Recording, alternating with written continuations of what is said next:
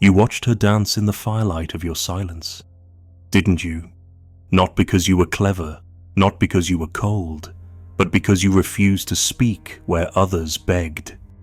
She laughed louder to break the silence, but it only deepened. You didn't resist her, you simply didn't need her, and in that absence, she folded, because you are not playing a game. You are enduring a question she cannot answer. You do not withhold love, you bury it, beneath oaths never spoken, beneath a cathedral of restraint. She flinches at your peace, she cannot tempt it, and so she tries to shame it. But a man who walks through despair without crying out becomes something more terrifying than a manipulator. He becomes unreadable, undevourable. You are not a puzzle. You are a silence she cannot decorate, and that is why she obsesses. If this whisper already lives in you, let it echo, like the video. Leave your shadow in the comments.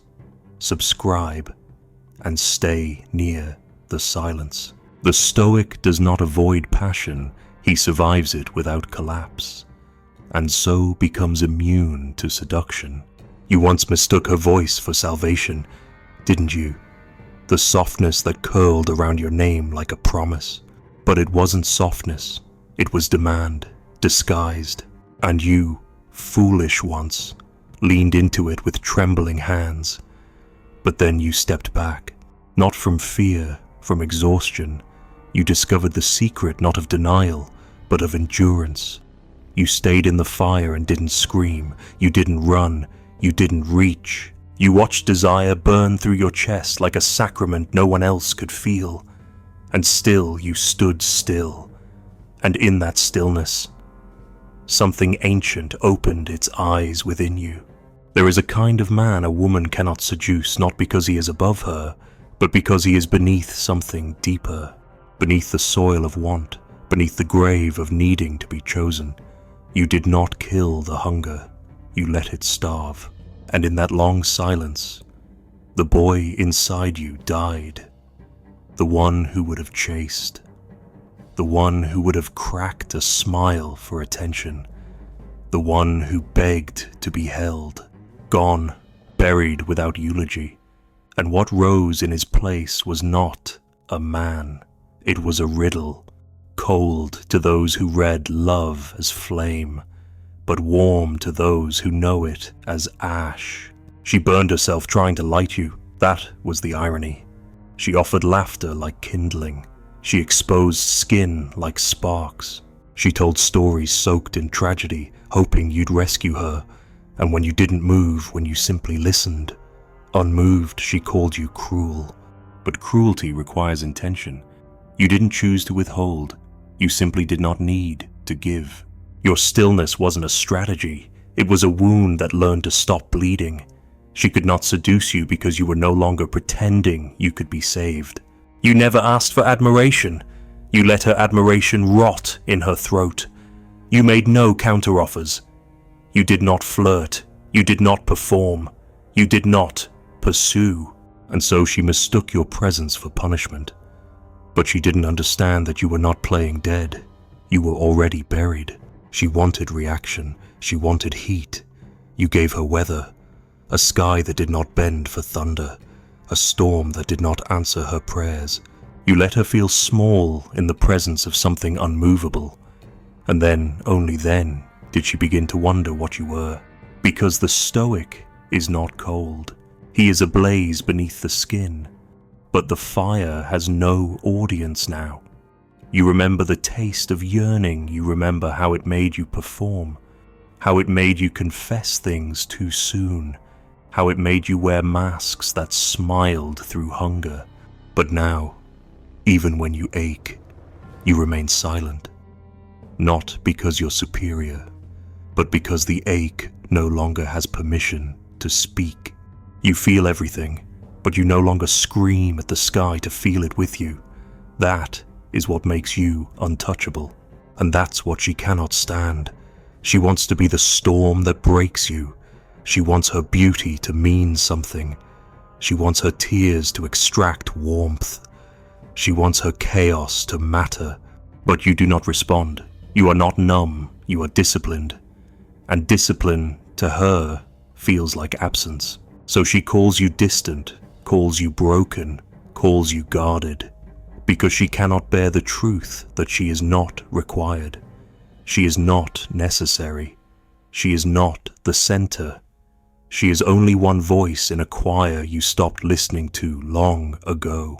You could have melted. You used to melt.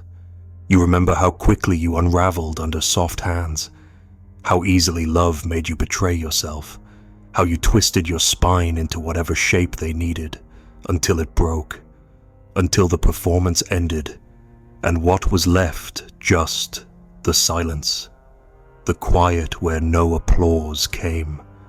That's where your stoicism was born, not from power, but from humiliation, not from mastery, but from collapse. And now that you've collapsed fully, there's nothing left to tempt. She cannot burn what is already ash. That is your secret. That is your defense. Not resistance surrender, not armor ruins. You've already given yourself to the flame. There is no fear left in your posture, and that is why she stares. That is why she returns. Because something in her wants to know, what does it feel like to not need her? What does it feel like to survive without softness? To breathe without validation? She wants to shatter you to prove you are real. But you do not move. You do not flinch. You simply exist fully, in stillness, without permission. And that stillness echoes, not as coldness, but as a mirror. It shows her what she cannot break, what she cannot seduce, what she cannot name. You are not a game. You are not a test.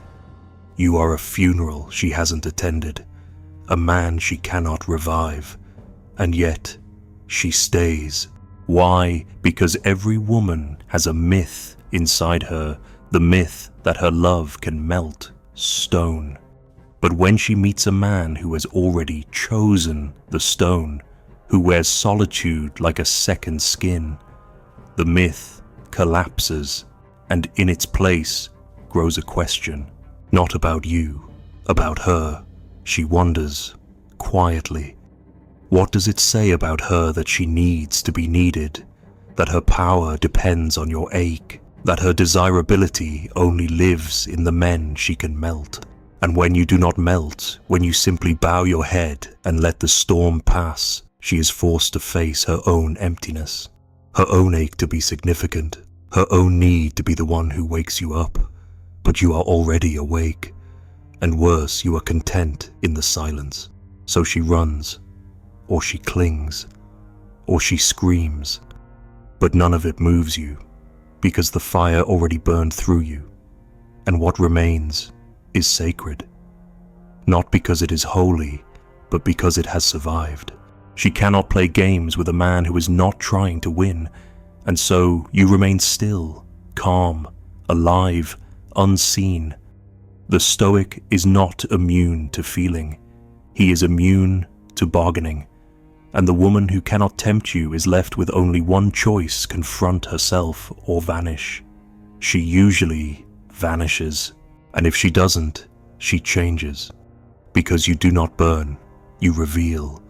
You do not react, you reflect. She thought she wanted a man who knew his worth, but what she found was a man who had nothing left to prove.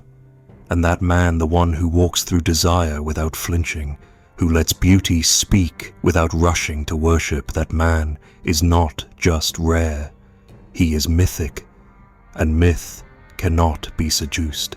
You are not free because you escaped passion. You are free because you let it consume you and lived. His silence is not concealment but an abyss. It terrifies because it does not ask to be understood. She leaned in with questions, soft ones at first. Are you always like this? Do you ever let anyone in? Her voice trembled with curiosity disguised as concern. But underneath it, panic bloomed. You know that panic well, the kind born not from rejection, but from irrelevance. She wanted your mask to slip, but it didn't. not because you tightened it, but because there was nothing underneath to reassure her. Only the depthless stillness of a man who no longer depends on being known. Most men rush to remove the mask as if intimacy were a prize earned through transparency. But you do not trade pieces of your soul for connection. You do not open like a window in spring. You hold, you wait, you let her speak, and still you do not answer. You are not cold, you are not hiding, you simply do not obey the impulse to explain. And that, more than cruelty, more than resistance, is what unsettles her, because women are used to peeling men open, but you do not peel, you echo. She keeps staring, hoping to catch your weakness, a twitch, a break in the gaze, a confession folded into a sigh. But you give her nothing, not because you have nothing, but because you've seen what happens when you give it. You've watched sincerity be dissected, you've heard silence be mocked, you've felt the tremor of being misunderstood and seen it used against you. So now, the mask isn't protection, it's you. The Stoic doesn't wear armor, he becomes the thing that cannot bleed. And still she persists, not because she loves you, but because your stillness accuses her. It says, you don't need to be understood to exist. It says, you can live without their applause. And that is what she cannot forgive, because her life is a theater, her beauty a performance, her fears a script, and you standing in the audience without clapping become the villain. She calls it emotional unavailability. She says you're afraid, but fear has a pulse. You have none. You no longer tremble when someone leaves. You no longer prove your worth by bleeding in public. You do not seek to be decoded. The abyss inside you is not waiting to be filled. It is whole, silent, and that silence speaks louder than any confession. That is what she cannot handle. You do not resist her, you do not chase her, you do not fight for her validation. You simply remain unmoved, and that absence of need feels like rejection. Because women are not obsessed with affection, they are obsessed with witnessing. They need to be seen, felt, reflected, but you offer no mirror, only shadow. They reach for you and fall into their own echo. You let her speak, and you listen like a well. But when she tries to draw from you, the rope never reaches bottom. She flirts with questions like bait, but you don't bite. Not because you're above the game, but because you no longer need to play. You've already lost. You've already faced the abyss of being alone and decided to stay there. Not as a punishment, as a choice. She wants you to reveal a crack, some origin wound, some boyhood scar, a mother who never hugged you, a heartbreak you never recovered from. She wants you to explain, to offer a map of your silence. But silence has no geography. It is not a place. It is an event, and you have lived it. She wants to know what makes you stoic, but you do not explain the earthquake while still buried in its ruins. The truth is, your mask doesn't hide your emotions. It hides her reflection. Because if she sees herself clearly in your lack of response, she'll have to admit something devastating, that without your reaction, she cannot feel real. That her power depends on how much you need her. And when you don't, when you look at her with neither hunger nor worship, she feels invisible. And invisibility is unbearable to the feminine ego. She dresses for you, speaks for you, smiles through silence, hoping to charm the immovable. But you are not resisting. You are observing, and she knows it. That's what makes her tremble. You are not detached, you are present. So painfully present that her performance wilts in your gaze, because you see the game, and you do not clap. You were not born this way, you learned it. Learned that masks do not deceive, they protect what cannot be translated. You used to believe that love was vulnerability, that truth meant being known until you were known, and nothing changed until you were honest, and it was used to wound until you took off the mask and no one stayed. And now, your silence is not a wall, it is a memorial to all the times you made yourself clear and no one listened. So now you do not explain, you do not correct, you let her misunderstand, let her assume, let her project, because you are not trying to be loved anymore. You are simply trying to remain. And what remains when all the applause dies, when all the roles vanish, when all the promises are broken, is you, the you that does not perform, the you that watches, the you that breathes through the mask not as a lie, but as a vow.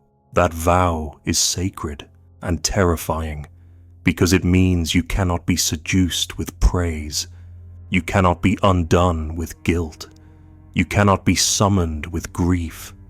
You are not waiting to be chosen.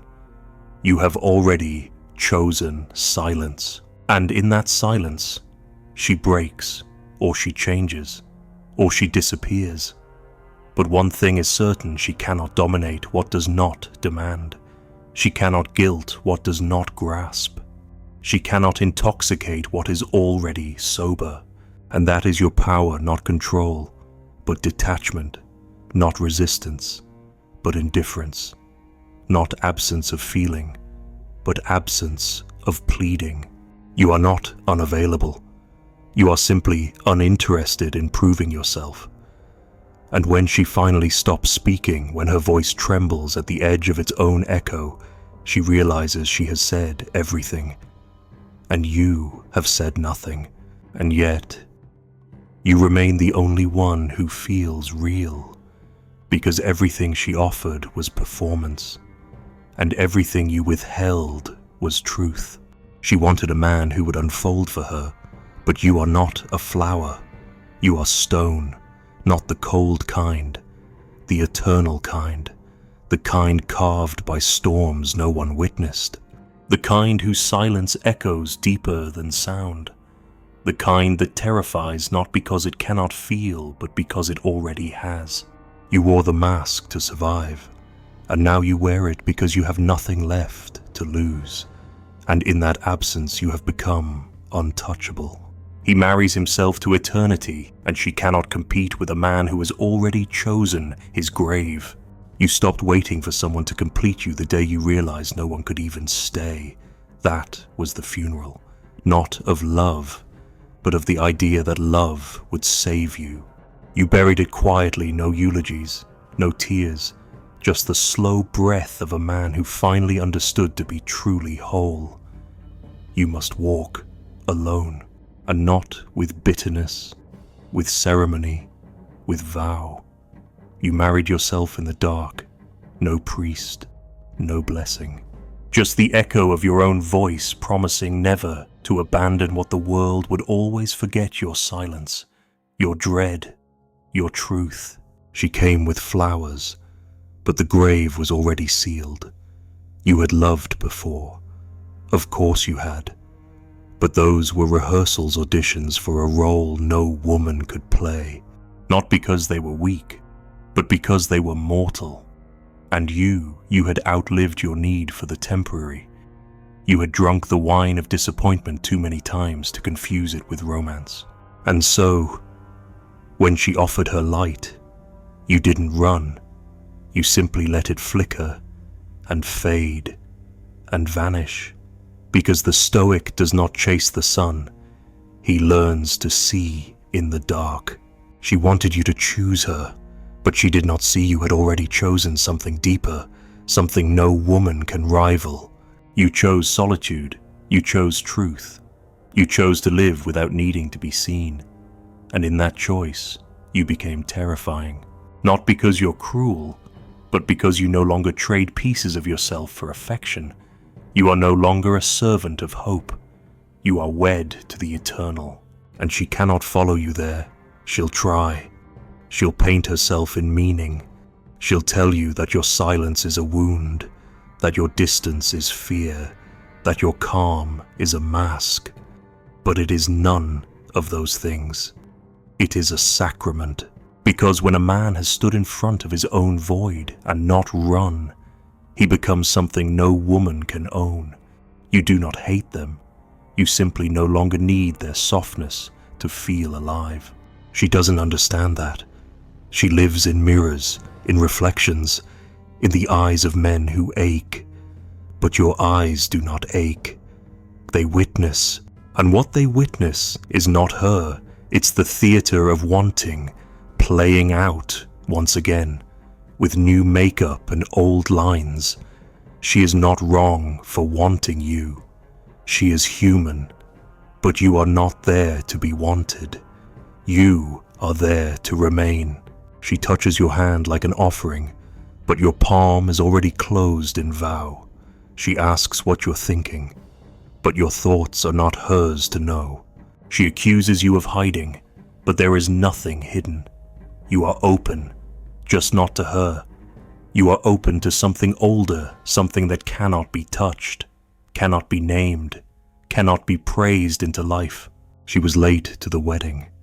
The ring was already placed around your silence, around your stillness, around your death. Because to live this way is to die before dying, and that is what you have done. You are not avoiding connection. You are living in the shadow of eternity, and in that shadow, romance becomes a flicker, warm, perhaps, but no longer necessary. She cannot compete with your grave, because the man who has made peace with death cannot be seduced with beauty. He cannot be bribed with warmth.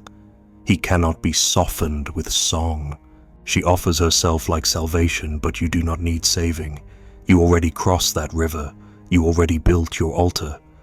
And now, every woman who enters your presence must face a terrifying truth. She is not the center. She is not the goal. She is not the answer. She may be lovely. She may be kind. She may be radiant. But she will always remain outside the sanctuary, because what lives within you now is not hunger, but vow. You are not available. You are wed to your own becoming, to your own mystery, to the sacred silence that no one else can keep. And she wanted a man who would promise her everything, but you have already made your promise to the part of you that no longer begs, and that part does not cheat. That part does not break oaths for softness. It watches. It walks alone. It waits for no one. You no longer fall in love. You fall into time, into truth, into the long, quiet hours where no one watches, where no one applauds, where no one whispers sweet things to your wounds. You no longer cry for warmth. You light your own fire and sit beside it in silence. That is what the Stoic does. He becomes his own witness, his own father, his own son. And when she asks why you are this way, you do not answer, because the answer is not for her. It is for the vow you made that night, long ago, when the last woman left, and you did not break. You stood at the edge of yourself and did not leap. You stayed. You became. You are not alone because you cannot love. You are alone because your love no longer demands to be returned. It is not transactional. It is not desperate. It is not a plea. It is a quiet offering made to the eternal. A candle that does not go out just because no one sees it. She wants to be the one who relights you, but you were never extinguished. You simply stopped flickering for others. There is no game to play, no battle to win, no heart to capture. There is only you, and the echo of vows no one heard. There is only the ritual of becoming a man who no longer negotiates with loneliness. She was too late, and maybe that's what makes her stay. Maybe that's what draws her closer, the unbearable realization that you do not belong to her or to any future she can script. You belong to something else now, to silence, to God, to whatever name you give the void that finally held you when no one else could.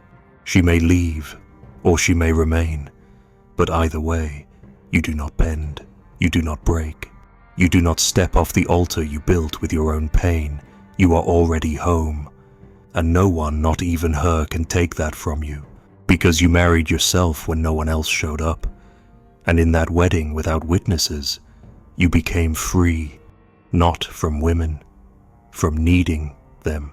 The ring is still on your finger, no one remembers the ceremony, no one attended, but the vow was real, and some nights, when the wind is quiet, you still hear it whisper back your name.